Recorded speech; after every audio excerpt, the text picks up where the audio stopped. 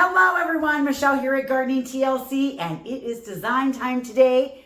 We are going to transform a bed along a driveway into something truly eye-catching. This is a shady area and it needs a little love.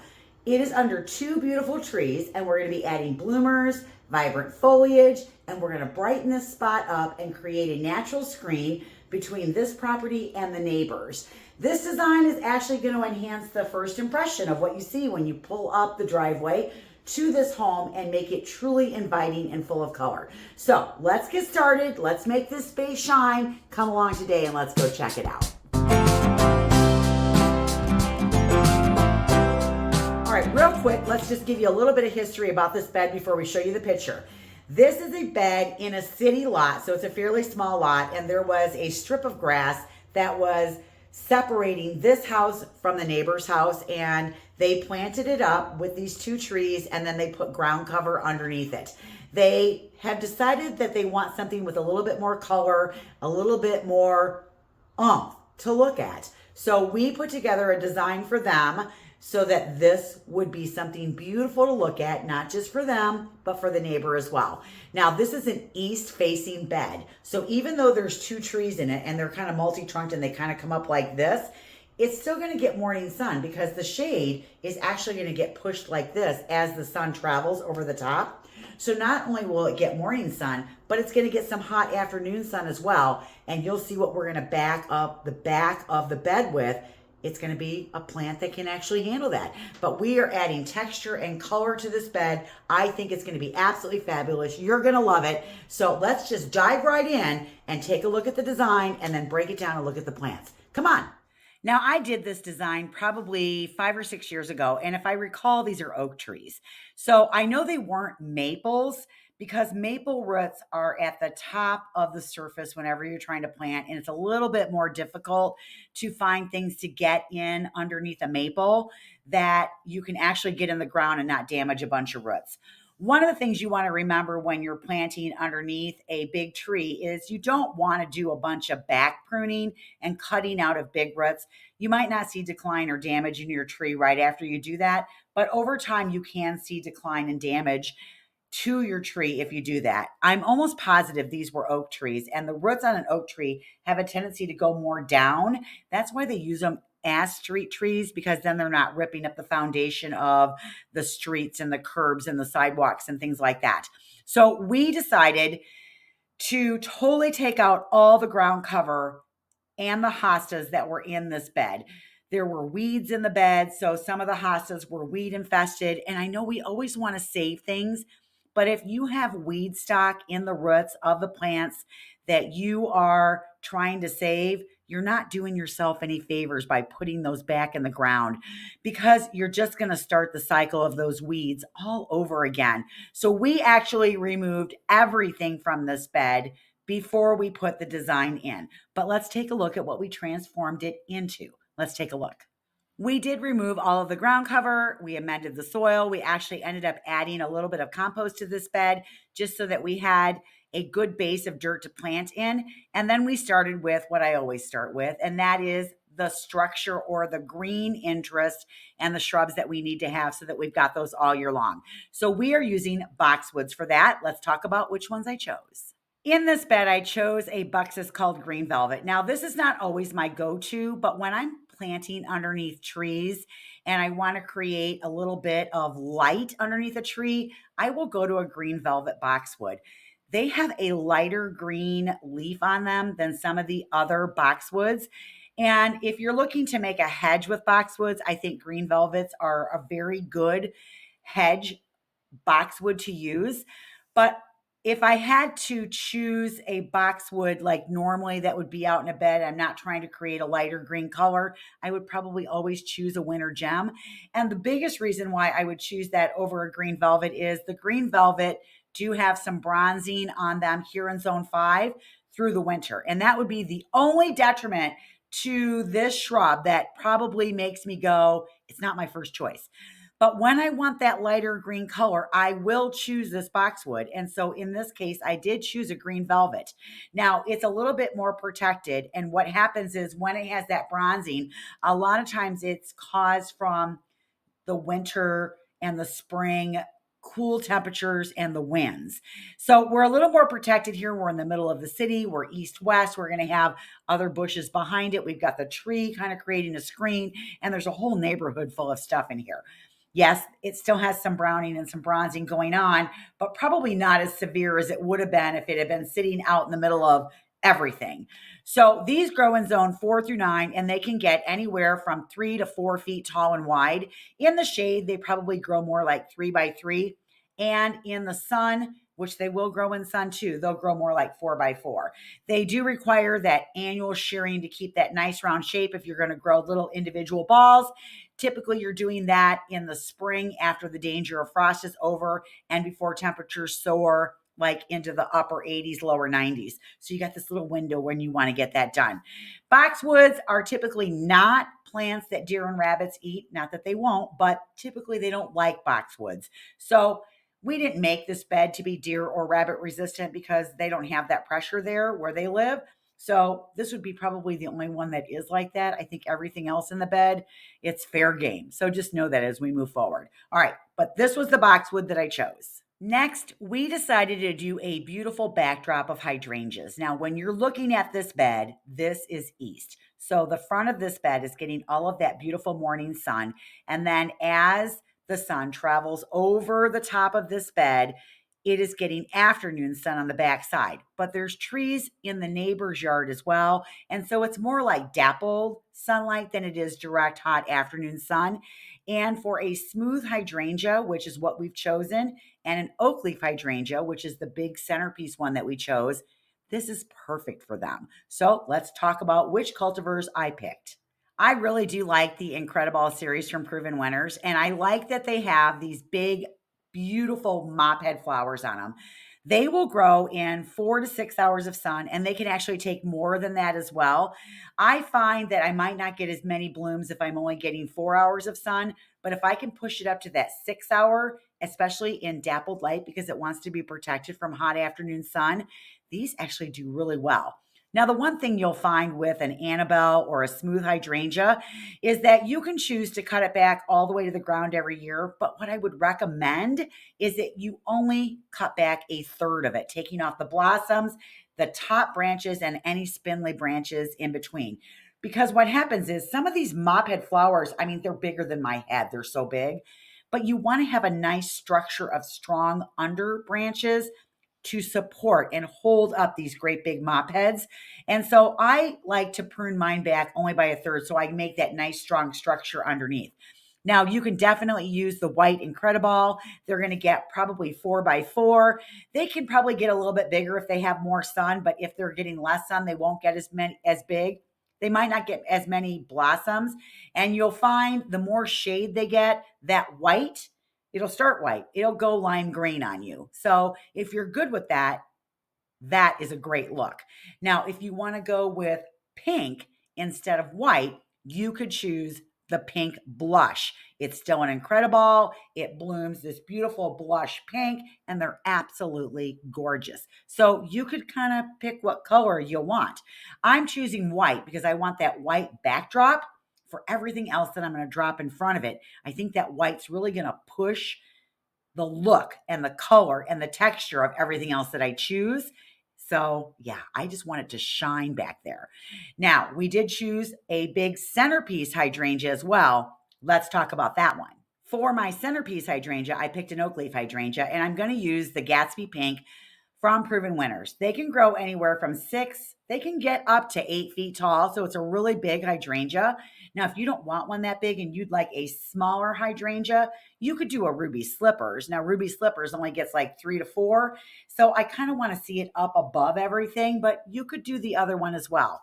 These guys are awesome. They bloom on old wood, so they don't have to be pruned until after they're done flowering. And then if you want to prune it, you're just pruning off, basically, you're clipping off the tops of the flowers. If you do any pruning on these, you're just looking for diseased, dead, or damaged branches, and you're pruning those out. I think that they look good in the winter. They kind of have like a peeling bark on them. I really like oak leaf hydrangeas. I have 4 of them at my house. These guys grow in zone 4 through 9, and it's like the centerpiece between the 2 trees at the very back of the bed. All right, here's your winter look minus the color on the hydrangeas. They would all be brown, but you would still have the structure of those in the backdrop along with the boxwoods. So this is the big anchors that we're putting in. And now we're going to add our perennials, and we're going to be using texture and color and foliage, not so much flowers, to really make this shine. Now we are going to use one flowering perennial, which we're going to talk about first, and that is a Jacob's ladder or a pomonium. Look at that beautiful foliage on there and all those different colors. This is a pomonium or a Jacob's ladder from Proven Winners, and it's called Heaven Sent. I grew this for the first time 3 years ago, and I'm telling you, I love this plant. So this is what the foliage looks like as it's emerging, and it's got all these different hues and colors in it, and it's got a great structure. Then these beautiful flowers are going to come up over the top of it, and we have this more towards the end of the bed over on the left so that it's getting a little bit more light over there. These are going to be absolutely gorgeous, and you get a lot of flowers. They're very impactful. They're just like, oh, they're gorgeous. Now, when those flowers are done, I do cut it back to the base foliage, but I'm left with that beautiful foliage. And it does have all those multicolors in there. I just love this. Now, this is one that deer don't like. They're not supposed to eat it, but it grows about 18 inches high and 18 inches wide. And I would do like a big mass of them down there and probably do like 5. That way it's very impactful. I just love this plant. Okay, time to add some color, and we are going to use hostas first to accomplish that. Now, I'm going to show you the hostas that I chose, but I'm also going to give you some selections of other ones that you could choose that would work in this bed as well. I know there's a lot of proven winners in this garden design, but I love proven winner plants. If I can find proven winners and use them, I'm using them. But I know not all of you can get proven winners. So I'm going to show you some selections that are non-proven winners. But what you're really looking for, sometimes when I talk about the designs, is even if you can't find this one, look for one like this one. There are so many hostas. You can certainly find one. Now, this is from the Shadowland collection. This one is called Seducer, growing in zone 3 through 9. This one gets about 36 inches high, 36 inches wide. So that's 3 feet. That's a pretty decent size hosta. And we are going to be ringing those kind of around the tree, not in a circle though. We'll kind of plant one forward, one back, and we'll move them in different areas. Make sure that you give them enough room that they can grow full size. But this will really definitely add some nice color in the garden. Now, if you can't find this one, let me show you the next one. Now, this is a hosta called Liberty, not quite as big as the Seducer. This one only gets 22 inches wide, maybe a smidgen taller, but it kind of really has a lot of that same look. I think the margins are a little deeper when it comes to that beautiful chartreuse color. But boy, when you're looking to add some color and texture into a garden, I think a hosta does it. I know some people just hate hostas. I love them. I don't ever want to see like just a big old bed of hostas that are all the same and they're dark green. Yeah, I don't like that look, but I think that there's a place for hostas in the garden. And I think that you can really play up so many different things with the colors that you can find on a hosta. Now, let's say that you don't want a chartreuse green color. I have one more I'm going to show you, and it's got a white edge, and it's absolutely gorgeous as well. And it would also work in this bed to really brighten up the area and add texture. And the next one is white edged, so it's going to pick up the white on the hydrangeas. I know there's so many to choose from. This is also a proven winner hosta called Hope Springs Eternal. And what I like about this hosta, because you can find white edged hostas pretty much anywhere, but I love the ruffly edges on this one. It is 22 inches high and it is very wide, 42 inches. That's like 3.5 feet. That's pretty big. So this is a pretty big hosta, but there's other white edged hostas. There's Patriot. There's wide margin. There's so many of them out there. You can find one that you love if you want that look in the garden. Minuteman's another one, but I love the ruffled edges on this one. So if you want one that has the ruffled edges with the white, I don't know, I really like this one. If you can find it, I'd recommend it. So all the way over on the right, we had a chartreuse hosta. And if I was using one of the first 2 hostas, either the Liberty, or the Seducer, I would definitely use this hosta to tie them all together because this has that beautiful chartreuse color. Now, a lot of times you're going to find when you have chartreuse colored hostas, they can actually tolerate a little bit more sun. This one is called Coast to Coast. It is also in the Shadowland collection from Proven Winners. It's going to get 30 inches high and about 36 inches wide. Now, if you can't find a Coast to Coast, there's other ones that you can find. And a little bit later, I'll show you another one that you could choose that's a non-Proven Winners if you love the chartreuse color and you want one kind of sort of like this size. All right, so those are the hostas that I would put into the design. Next, we are going to use heucheras and heucherellas to finish out our color and texture in the bed. Let's look at the ones I chose. I think everybody could probably find this heuchera. This is a coral bell called citronelle. They are pretty versatile and they're out there everywhere. And we're putting it all the way over on the left side of the bed. That way it ties the colors in the middle and the colors on the end, kind of like a triangle, which sometimes when you're designing with color, you want to draw your eye through like a triangle in 3 points, 1, 2, 3. And that's kind of what we're trying to accomplish by using this color in the garden bed throughout the garden bed. Not only that, but when you're using a chartreuse like this in the shade, ooh, it brightens up the area. And I have the best luck with this heuchera up here in zone 5 being reliable and coming back year after year after year. Right smack in the front of the bed in your face is going to be this absolutely gorgeous purple heuchera with this dark charcoal veining. This thing is gorgeous. This is called Electric Plum, 18 inches wide, 10 inches high. I think it is fabulous for a purple in the bed. Now, here we go where I'm going to talk about Proven Winners has one as well called Wildberry. But believe it or not, I like this one better for me where I live. I find that this one comes back every year, and the other one, the Wildberry from Proven Winners, I've had spotty results with that one coming back every year. And so now this is the one my go-to pretty much all the time. And I'm not going to the Wildberry. Now you probably have better luck with that one if you're further south, but here, this one is a lot more reliable for me. So this is the one I use. But isn't that gorgeous? And now change the colors and you can change the look. We're using the same kind of plants, we're just changing the colors. I've talked a lot recently about how changing the color in your garden can really change the look of the garden, and you're using the same plants. So I took the chartreuse hostas and I put them in the middle, and I took those electric plum heucheras and I moved them to the left. I took out the citronelle and I ended up putting in a heucherella called hopscotch in the front and then used a blue hosta all the way to the left. I mean, just changing out the colors changed the look. So real quick, I'll just go over the plants that I switched out so you know what those are. But see, I think it does pay to spend a little bit of time, maybe just on a piece of paper, coloring in different colors and what that's going to look like. And what does your eye get drawn to? What are you drawn to? What do you really like? So when I presented this, I presented both color schemes. They picked the other one, but I think somebody else might have picked this one because we're all drawn to different things. But I love doing the designs for you guys so that you kind of get a feel for what you can do. And then you pick what you love and throw out what you don't and put your own spin on it to create your own unique garden bed. Isn't that awesome? I told you at the beginning of the video, if I can find a Proven Winners and use it, I will, because I do think they have great plants.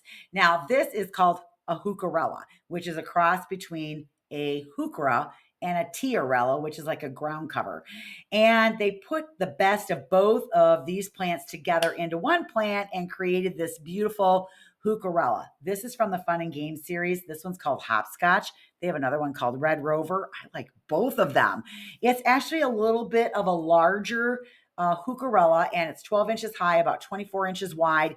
They grow in zone 4 through 9, and I've grown this one quite a bit, and I have really good luck with this one coming back year after year after year here in zone 5. So this would be an alternative. And this is the one that I put in the center of the bed. And I'll show you the picture at the end again. But oh, I really do like this one. Now, I do kind of want a bigger hosta when I decided to do the chartreuse hostas in the background instead of the variegated runs.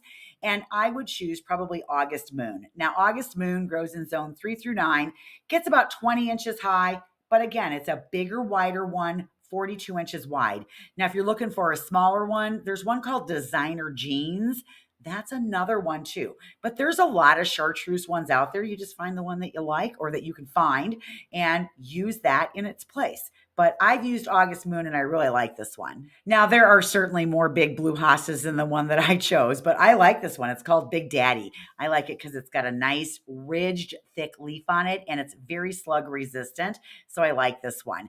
Grows in zone 4 through 8. So most hostas are 3 through 9. This one's a little bit smaller on the growing zone, 24 inches high and 48 inches wide. That's 4 feet, you guys. That's giant. Now, to get it to be 4 feet, you're going to have to give that baby some supplemental water so that way it has, everything it needs to get that big. I have never grown one 48 inches. I've never gotten it to get that big, but that's what the tag says. I'd say I've probably gotten close to 42 inches, but I'm always planting these under trees. So there's always a little bit of competition for water and nutrients. But if you have a drip line system or something, you probably can push it to 48. But isn't that a beautiful blue hosta? But you gotta love that you can just change out colors with the same plants and then get it to where you like it. And it's something that you love. All right, let me show you this one more time. This is where we made the subs and the changes. How would you like to pull up in your driveway and see this? And even if you're the neighbor, it still looks good on the backside. You get to look at those beautiful hydrangeas. I love this design. All right, let's go back to the original one and take a peek at that one. Well, there it is. See, you can go both directions. Now, I think this one's a little bit brighter because the colors are a little bit brighter. And I think that's why the homeowner chose this one. I like the other one too, though. So I think it just, you play around with it until you get it to where you like it. I think these turned out great. Isn't that great, you guys? I love how this turned out. I love the white hydrangeas in the back that created that screen for everything else that came with it. I like the structure that the boxwoods gave us, and I love the vibrancy of all of the different textures from the heucheras and the hostas and even the Jacob's ladder. And even the neighbors, when they look at their side, maybe they don't have all the textures going on, but they still have those beautiful hydrangeas to look at, which is absolutely fabulous. I think that we totally made this space shine and beautified it and made it look good. I love it. Leave your comments down below. Let me know what you think. And if you're getting ready to do a project in your garden, make sure you keep us up to date on that as well. Now, don't forget, Garden Gab is coming up. It's the third Saturday of every month, and Garden Gab is where we answer questions from the previous videos, but we also share viewer submission pictures. And if you have something in your garden right now in the month of April, which is the month that we're in, that is absolutely fabulous, or maybe your garden's just starting to wake up and you want to share some beautiful color with us, send me a picture in a landscape format, which means you turn your phone the long ways. Take that picture and send it to the email right here. The email is always in the description as well, so if you didn't catch it, you can get it down there.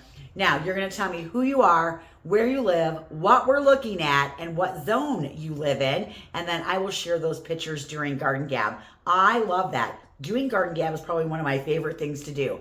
So, yeah, I know I'm still stuck in my dining room, but we have 4 days, and I think we're going to be coming out of it. So Friday, Saturday, Sunday are supposed to be like in the 60s during the day, but it takes a really long time. And so you really don't hit 60 until like 4 or 5 o'clock. And then we plummet into like the 20s all 4 nights. But then after we clear Tuesday, the weather's, I think, going to break. And I'm sure we'll have a few more cold snaps in there, but it's going to break. And I'm hoping that I can get out of this dining room and outside.